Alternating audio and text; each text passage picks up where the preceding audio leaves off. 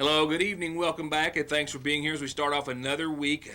Mind you, a little painful to say, the last full week in August already, and we're getting a bit of a taste of some September weather, so no complaints, very deserving of. It is the 22nd, and we are, as always, glad to have you tonight. We'll talk about Community Day a little later on in the week. Still got a lot of video to go through. Still got a few things that are going to happen. A big prize to be officially awarded on tomorrow, I think, so we'll hold that for a few days and talk about that later. On tonight's program, we'll look ahead as I have an updated schedule for the next big event and festival here in Magoffin County. Court appearances today by two former Magoffin County school employees facing charges of unlawful transaction with a minor, as well as a really good pumpkin story, a pumpkin that made it all the way to the state fair, and how it comes from right here in the viewing area, and auto accidents that continued into the weekend, and a whole lot of other news and announcements to get to you as we start off this week here at Your News Today. A few things from elsewhere around the region and state before we get to local headlines, and first is the fact that a federal judge in Texas just yesterday blocked President Obama's directive that school children and students be allowed to use bathrooms or facilities that align with their gender identity regardless of their biological gender. So for now, supporting, at least for the time being, an initiative on behalf of 13 states who are challenging the very controversial issue, Kentucky and Ohio among those 13 states. Judge O'Connor from Texas determined that the administration had failed to comply with federal rules for issuing such a directive, referring to the notice and comment requirements. This does not challenge the actual move itself or issue at heart, but more so, as we said, the requirements for filing such a directive. Kentucky Governor Matt Bevin was in support of that, and he, among others, are also anxiously awaiting tomorrow a ruling from a judge here in Kentucky in Franklin Circuit Court, where Judge Philip Shepard says today that he does plan on rendering a decision tomorrow on a request for a temporary injunction to block Governor Bevin's changes that he made to the retirement systems here in Kentucky. At issue is a lawsuit that was filed back in June by members of the Kentucky, or the former, I should say, Kentucky Retirement Systems Board of Trustees, who claimed that Governor Bevin didn't have the authority to remove Board Chairman Elliott of Jefferson County from the panel. Elliott had been appointed by, of course, former Democratic Governor Steve Beshear. And from our friends at the University of Pikeville, for more than a century, UPike has served the people of the region and beyond, creating access and opportunity through learning. As the university begins its 127th academic year, the community is invited to the opening convocation, and that's going to be Thursday, September the 1st. It's a week from this Thursday. Yeah, that's September, at 11 o'clock that morning in the Booth Auditorium. They're going to officially welcome students and professors in the formal format as they do, which is led by the bearer of the ceremonial mace. The convocation address will be delivered by Burton Webb, president of the University of Pikeville. He began serving as the 21st president at the first of this year, and you are invited to join them. So I've got an announcement, and it could be a calendar announcement. It's such a good deal and such a tasty event, and it goes to help them so well that we made a story out of it tonight.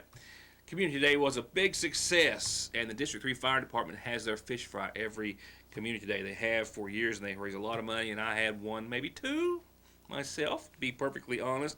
And they're going to continue right on. And in fact, they're having an all-you-can-eat fish fry at District 3 tomorrow night. Now, that's if you come and eat in with them. You can take them out, but if you want it all-you-can-eat, you got to stay there and eat it, which is not that big of a deal. So they're having a fish fry tomorrow night starting at 7 o'clock. This is a fish dinner. The plate includes fish, hush puppies, coleslaw, fries, and a drink, for just $6, the same price they had at Community Day over the course of the weekend. And if you stay there and eat with them, it's all you can eat. Fish plates will be available for takeout as well, and they'll not be too slim, I can promise you that. But come out and enjoy a great meal, a great deal on them as well. $6 for an all-you-can-eat fish dinner, and man, it is fresh fish, and it is certainly tasty. We do have some other calendar announcements we'll get to in just a few moments. Right now, an update on court proceedings earlier today. Appearances in court and via video for two former Magoffin County school employees and a Magoffin County man charged with indecent exposure. Darrell Peters and Wendell King were both back in court today in district court in Magoffin County after back in May, police went to King's residence and was said to have found, upon investigation, 5 teenagers under the influence of alcohol at a party. They arrested carpentry teacher Daryl Peters and maintenance worker King at that time, as well as Aaliyah Van Hoos at King's home on Parkway Drive. According to state police reports at the time, there were 5 juveniles ranging in ages from 14 to 19 that tested positive for the presence of alcohol on a breathalyzer test, and 2 of those juveniles were said to be so seriously under the influence they were taken to at the emergency room. King and Peters have both already entered not guilty pleas before today, and also earlier this month on the 15th, their attorney, Ned Pillersdorf, I believe still representing them, had entered a request for a dismissal, a motion for dismissal of the case. That motion was refiled today, as I renoticed, if you will, today, which starts the clock, giving the prosecution 20 days to respond to the case. Their attorney contending that the 5 counts of unlawful transaction with a minor against each of the men should be dismissed because there was not enough information contained in the citation to come up with that charge at that time against the 2 defendants. So once again, a renotice filed today. That means that the prosecution has 20 days to file a response to their motion to dismiss. A status hearing has been set for the 2 for September the 26th at 9 o'clock in Magoffin County District Court. Also making an appearance today in District Court via teleconference from the Big Sandy Regional Detention Center, where he appeared before the judge by video, was Ralph Reisner of Magoffin County, who is facing several counts, 4 counts of indecent exposure. It goes back to a case that I reported to you first on last week, in which the local sheriff's deputy, specifically Neil Adams, said that he witnessed firsthand on numerous occasions over the course of several moments Reisner standing naked in his doorway, touching himself in a sexual manner as school buses of children and other motorists traveled by his home on Route 7. The 51-year-old entered a plea of not guilty earlier today from the Big Sandy jail. He has a pretrial conference set for this coming Monday, also in Magoffin County District Court. For high-speed internet starting at 15 meg for all of your gaming, movie, home, and business solutions, or to watch TV, including your favorite local channels without a contract, with hundreds of channels and digital and HD quality, and to stay connected 24/7 with friends and family, a direct line to 911, or to give your business the link it needs, choose telephone service you know is always there. Just click on their link on this site to find out how affordable the latest technology in communications can be. Foothills Communications. Got a good one for you now. Most everyone out there listening and watching, I believe, is certainly aware of or a customer of Buddy's Produce here in Sigersville, just down from the Sigersville Lee's famous recipe, and you're used to all the fresh produce and flowers that he keeps when they're in season. What you may not know is that Buddy is actually Ollie Rose, and most of you, I think, actually know that, and he is Ollie Rose, as he was named by his parents. And what you may not know, though, is that he may have very well gotten his green thumb from his parents, Raymond and Linda, who live on White Oak, who we caught up with on Thursday. I was here with you, but Dad caught up with Raymond and Linda as they were at Buddy's Produce, headed to the state fair with another baby they raised. I'm going to ask you something here that you weren't expecting to hear, but are you as proud of this baby as you are the one when you had Ollie? No. Not that proud, okay. No. All right. He's our baby. Oh, he's your baby. What, does this stand a chance at the state fair? We don't have any idea. We've never been. Never been. Well, what's the biggest, this the biggest one you've ever had? Yeah. How many pounds do you think it weighs? About 5. 500? About 500 probably. So, what are we going to do with it after you bring it home? Bring it to Buddy's Produce. All right. Buddy's Produce, remember that, okay. Yeah. All righty. But is Buddy, now is some of the pumpkin he's going to be selling, is it going to come from this patch or around there? Around there, yes. Okay. Several. Okay. All right. We Well, got some at home that may make bigger than this. my They're goodness. still growing. Well, do you all shoot them with something, or do you radiate them, or what makes them so No, big? We feed them good healthy stuff. Really? Yeah, Okay. fish emulsion, seaweed, and all kinds of magnesium, zinc, iron, calcium. All right. Now that's what the people who are listening to Ritter's show are going to want to hear. Is that the secrets to the deal? Yeah. And good seed. And good seed. Okay. You gotta have good seed. All right. And I'd imagine there are probably some other secrets to it, and probably a lot of hard work. especially a lot of heavy lifting. So they were on their way to the state fair. We've got the results, and you may have already heard a new champion has been crowned. As for Raymond and Linda, they have raised pumpkins on and off throughout most all of their lives. This is their very first attempt at the giant variety, and I would call that a very successful first attempt. The pumpkin contest has been around for now 7 years, and they've had some whoppers. A Floyd County native, I believe it was just last year, tipped the scales at about 875 pounds. And this year, first place actually went to a 12-year-old, Maxwell Daly. That's right, a 12-year-old from Grayson County, Kentucky, is the state's largest pumpkin grower. He won first place in the 7th annual largest pumpkin contest at the fair, 582.5 pounds, the official weigh-in Friday afternoon in the West Hall area. Daly didn't have a whole lot to say, I'm told, but he said a whole lot of fertilizer is a whole lot of the key. There was also the biggest prize for the largest melon, and this watermelon topped the scales at 137 pounds, grown by a Frank Mudd of Flaherty, Kentucky, we're told. Now, all of the produce was taken to the West Hall. It stays there for the rest of the fair for folks to come and take a look at, maybe take a picture with. The contest is actually one of the largest premiums of the Kentucky State Fair entry category, because the largest pumpkin winner gets $500. The largest melon winner takes home a cool $100 for all of their efforts. And after the fair is over, in about a week, maybe two, you'll be able to see the efforts of the Roses here in Sagersville at Buddy's Produce.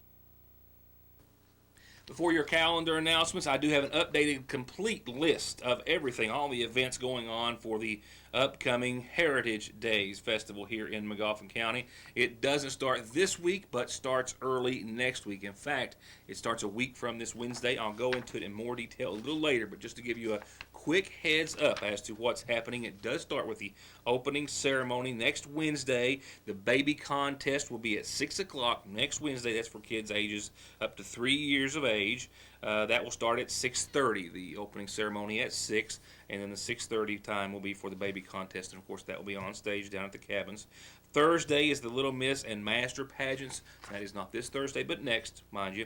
That is for kids 4 to 12. That starts at 6 o'clock. Also Thursday night, on September the 1st, the Miss Teen pageant will start at 8. Then on Friday morning, bright and early, at 10 o'clock, the annual 4-H pet show, which we love to go to every year. They're having a book signing with a host of Kentucky authors starting at 10 o'clock and running to 2 o'clock in front of the community center. Tell you more about them later.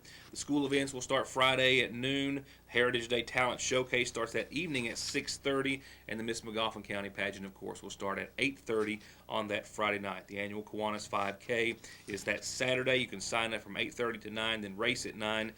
The race is free, and everyone that participates gets a free T-shirt. We'll talk about, of course, the parade a little later. It starts at 1. They've got a whole list of grand marshals I'm excited to tell you about. I'll do so when we have a little more time. As for the rest of Saturday's event, Life Along the Licking Play by the Magoffin County Children's Theater will start at 7 that evening, and that's before the street dance, which is set to start at 9 o'clock in downtown Sagersville. And Sunday they'll wrap it up with church services at the Pioneer Village Church House. That is indeed going to be here before you know it. 1 week from this Wednesday, Heritage Day will officially get underway. We'll have more to talk about on that front leading up to it. For now, here's just a couple of reminders on tonight's Magoffin Farm Bureau Community Calendar. It starts off with a couple of birthday wishes tonight. First off, happy birthday, Jackie MINIX, with a whole lot of love and best wishes from Terry, from Stacy, and from Melody. Happy, happy, happy birthday to you. I've got what says a happy belated birthday wish to Barbara Ann Shepard, 65 on Friday. And to Barbara Ann, from a whole lot of family and friends, happy 65th and a few extra to you. Happy birthday from a host of family and friends. I also have one belated. We had some trouble with the calendar on Friday's program due to some time constraints. So this one just a bit belated, but still with great big birthday wishes going out on what was his 79th birthday to Delbert Kuzinoff from your daughter, my apologies, Tammy Lynn, and a host of family and friends. Happy, happy birthday to you, one and all. A reminder for the class of 1986 of the Magoffin County High School, your 30th year reunion's coming up quickly. Yeah, 30 years goes by quickly, that's for sure. September the 3rd, 7 o'clock at the Sagersville Renaissance Center. Call 859-314-3453 if you need to learn more. And after giving you your first glimpse into the official Heritage Day schedule a few moments ago, a reminder that sign-ups for those pageants that I just mentioned, that being the baby and children pageants, will begin this Friday. They'll start 4 to 6 this Friday, then Saturday 11 till 2, then Monday 4 to 6. Call the McGoffin County Historical Society if you have any questions, 349-1607. I'll remind you later in the week. And this is your reminder on how to get birthdays, anniversaries, and announcements on the program for free. Tell me, I'll tell everyone else. Mail, email, Facebook, phone, fax, drop it off here at the studio. And remember, the show is always on our website at yournewstoday.com.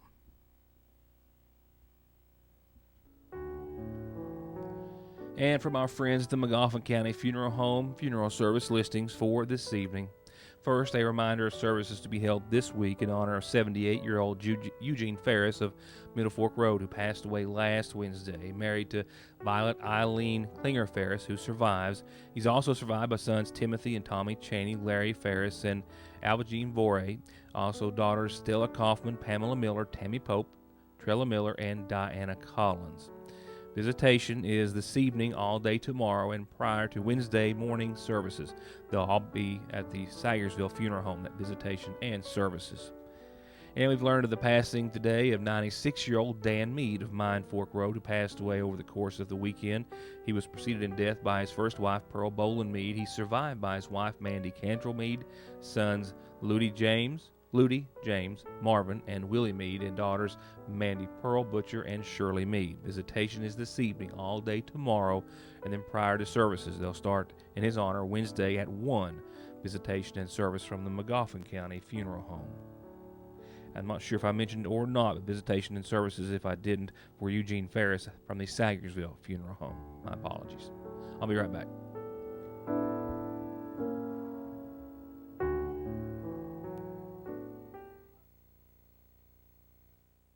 Don't forget the fish fry tomorrow night at District 3 Fire Department. It starts at 7. It's an all-you-can-eat feast of fresh fried fish and all the fixings. That's right. The fish plate includes, as I mentioned earlier, fish and hush puppies, coleslaw, fries, and a drink for just $6. And if you eat it with them at the fire department, it indeed is all you can eat. A monster deal, a monster meal, a fundraiser that they hope that you'll come out and support. And it's just a great evening planned all the way around.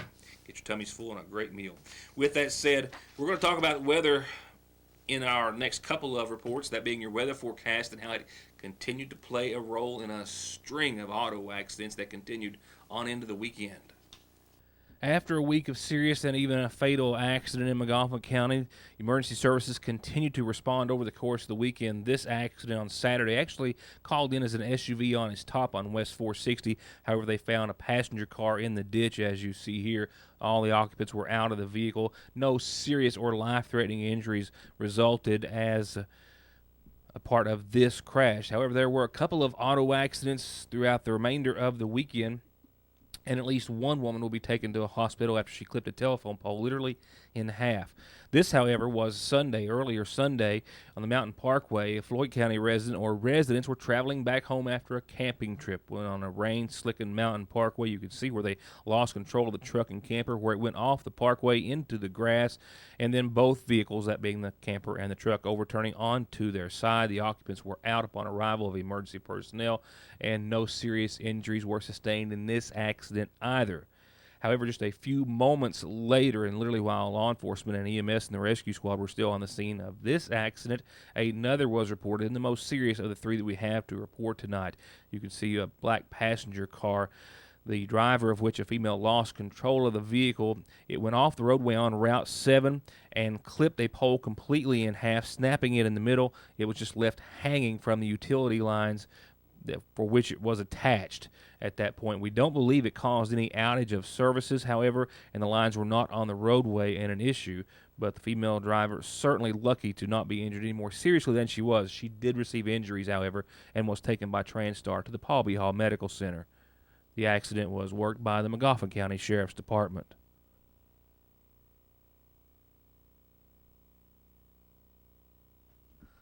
Wet roads are not going to be an issue for at least a few days. Neither is the heat or humidity, and we're winning all the way around in that respect. 77 degrees here outside the studio at the early hour. We'll fall down to another crisp 55 tonight, and it was nice and crisp this morning, actually, when we walked out to go to school. Not unwelcome at all. Clear skies tonight. You can expect to see some patchy fog after 11.